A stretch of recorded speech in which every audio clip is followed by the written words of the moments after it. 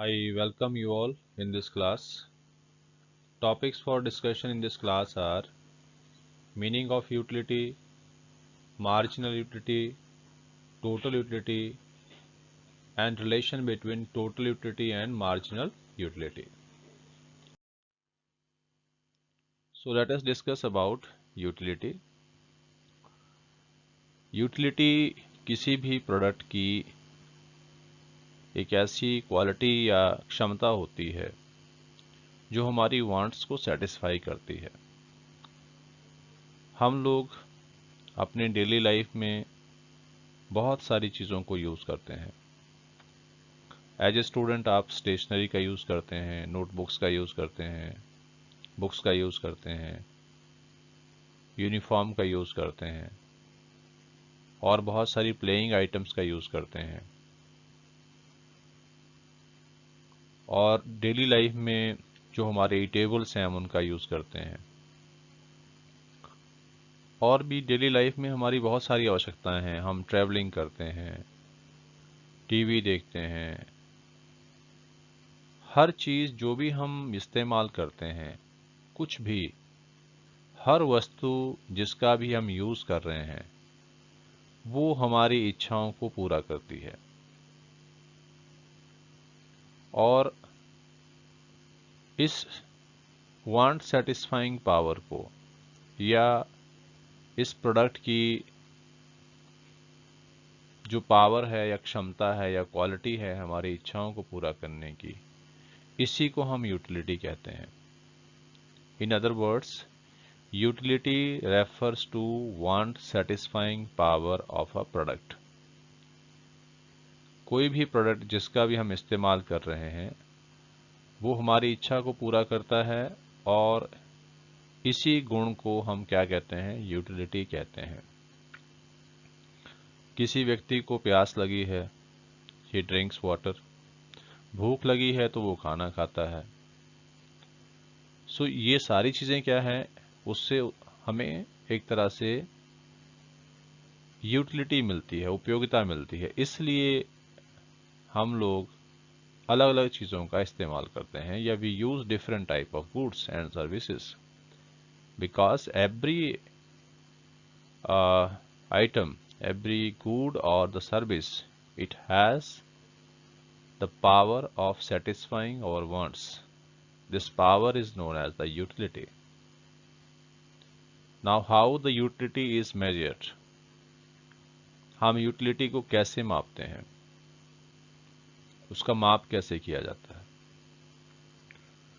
तो जैसे आप वेट को मापना हो तो उसको किलोग्राम में, ग्राम में मापा जाता है। इसी तरह से लेंथ को मापना है तो उसको मीटर्स में, किलोमीटर्स में मापा जाता है। और इसी तरह से हर चीज़ को मापने का एक कोई ना कोई एक यूनिट होती है। इसी तरह से यूटिलिटी को मापने का जो यूनिट होता है उसको हम कहते हैं यूटिल्स। इसको आपने ध्यान रखना है। यूटिलिटी को हम कैसे मापते हैं? In terms of utils. तो यूटिल्स जो है ये यूटिलिटी को मापने का यूनिट होता है। So let us recap it once again. Utility refers to what?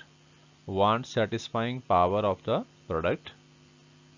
किसी भी वस्तु के अंदर हमारी इच्छाओं को पूरा करने का जो गुण या क्षमता होती है उसी को हम यूटिलिटी कहते हैं।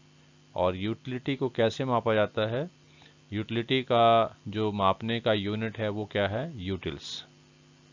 सो इस तरह से यूटिलिटी को हम यूटिल्स में मापते हैं।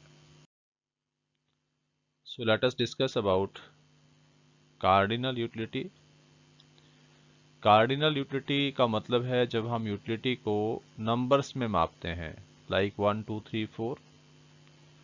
उदाहरण के लिए जैसे हम कह देते हैं कि अ biscuit gives us 20 utils of utility, a cup of coffee gives us 30 utils of utility, a glass of water gives us 40 utils of utility. तो यहाँ हम यूटिलिटी को in terms of numbers show कर रहे हैं या उसको माप रहे हैं। तो जब यूटिलिटी को नंबर्स में मापा जाता है तो उसको हम कहते हैं कार्डिनल यूटिलिटी। और ये जो अप्रोच थी यूटिलिटी को मापने की, this was given by Marshall. Second is ordinal utility. तो ऑर्डिनल यूटिलिटी क्या होता है? जैसे अब यूटिलिटी को जो नंबर्स में हम मापते हैं या कार्डिनल अप्रोच के हिसाब से हम जब बात करते हैं तो ये एक इमेजिनरी सा कॉन्सेप्ट लगता है, मतलब ये रियलिटी से थोड़ा दूर लगता है, क्योंकि नंबर्स में हम किस तरह से उसको माप सकते हैं, ये थोड़ा सा मतलब इमेजिनरी सा कॉन्सेप्ट लगता है। लेकिन ज़्यादा रियल क्या लगता है? Ordinal utility. मतलब यूटिलिटी को हम नंबर्स में ना मापकर उसको हम उसके रैंक के हिसाब से मापते हैं। जैसे इसमें ज़्यादा यूटिलिटी है, इसमें कम यूटिलिटी है, तो ये प्रेफरेंस के हिसाब से हम उसको मापते हैं।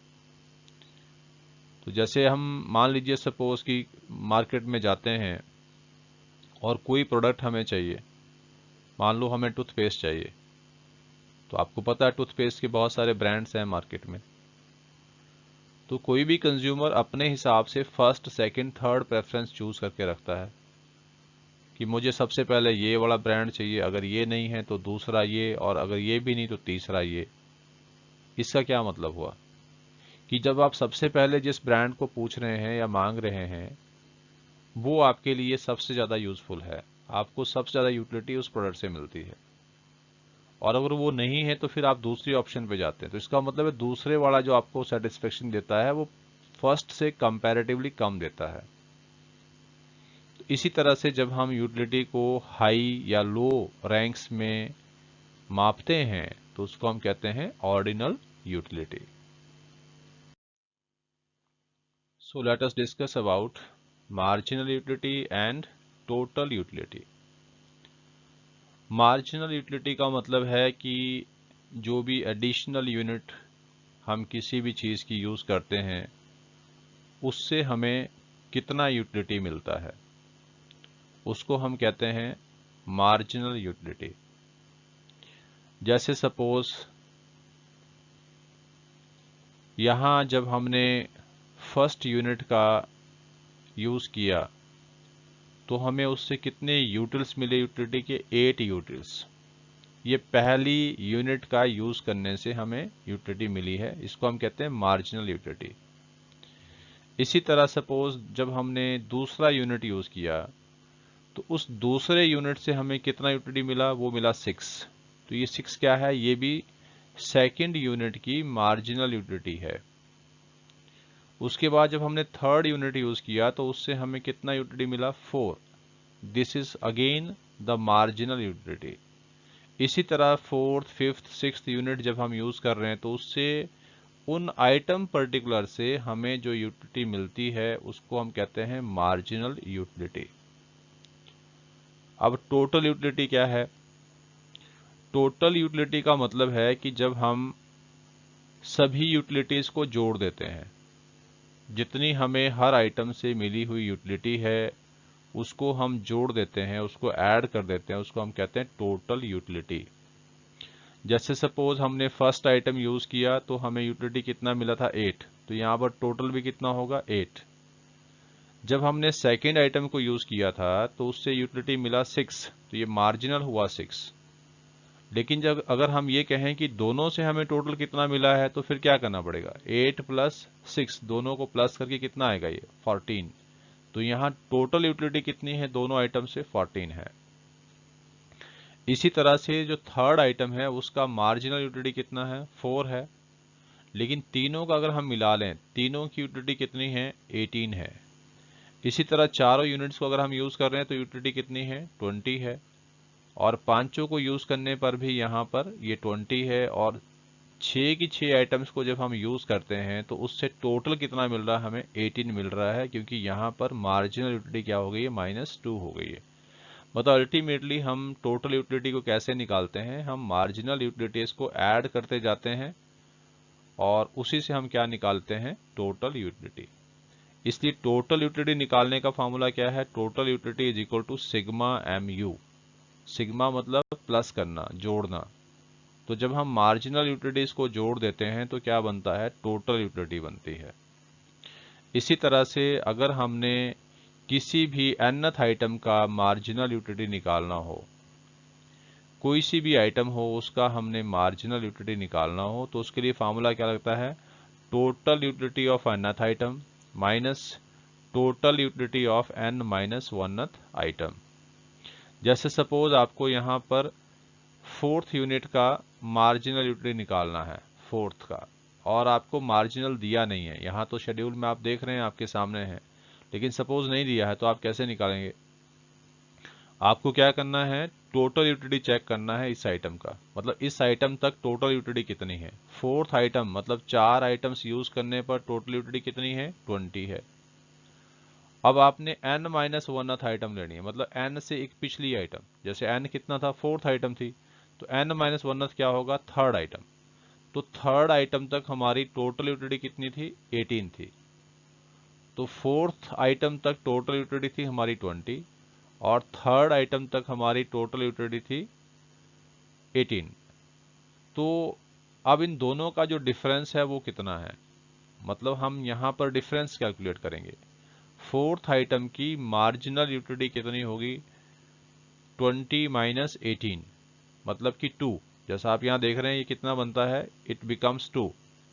तो ये जो यूटिलिटी है आपकी, ये है marginal utility. This is how you can calculate the marginal utility of any item, nth item.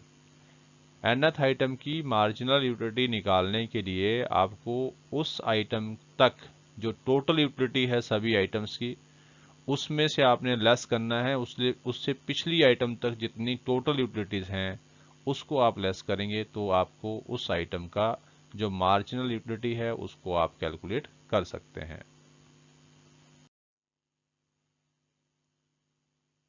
So let us discuss total utility and marginal utility with the help of diagram.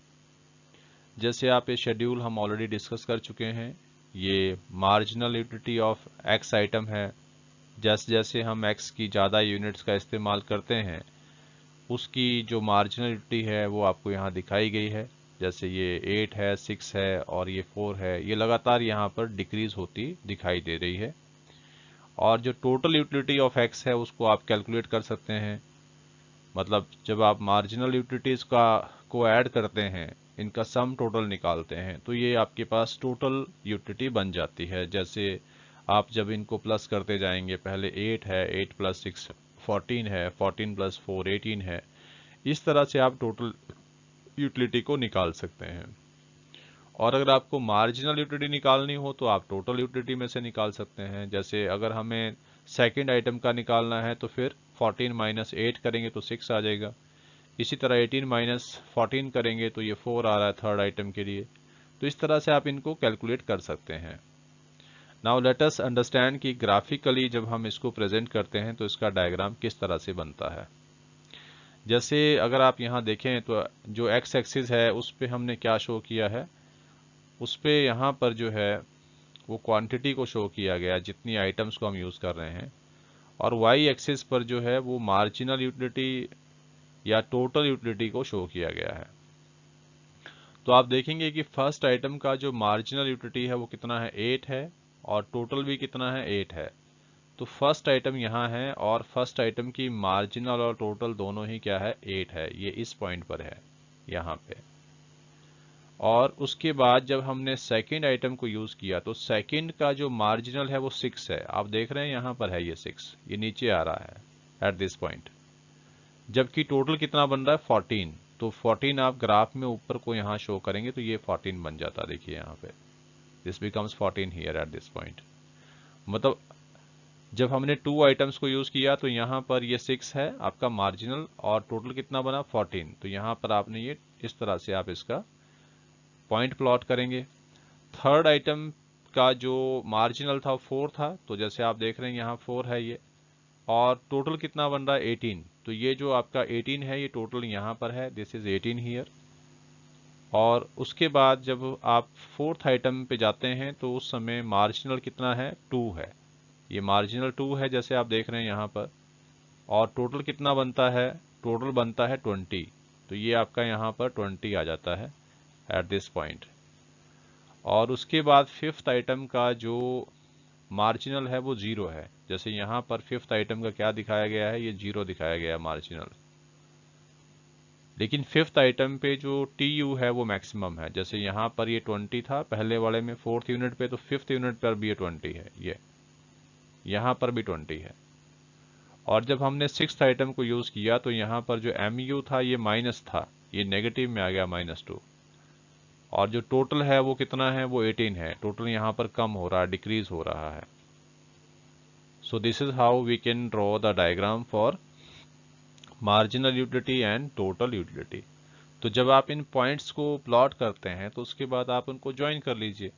जैसे marginal utilities के जो points थे वो क्या थे, 8, 6, 4, 2, 0, -2। इनको आप join करेंगे तो ये मार्जिनल यूटिलिटी का डायग्राम यहाँ पे बन जाएगा। और जब आप इसको यहाँ 8 से ऊपर की तरफ ज्वाइन करेंगे तो ये 8 के बाद जैसे 14 था, फिर 18 था, 20, 20 और उसके बाद 18। इस तरह से जो यूटिलिटी का जो डायग्राम है, टोटल यूटिलिटी का जो कर्व है, इसका शेप इस तरह से होगा। तो this is how you can make the diagram for total utility and marginal utility.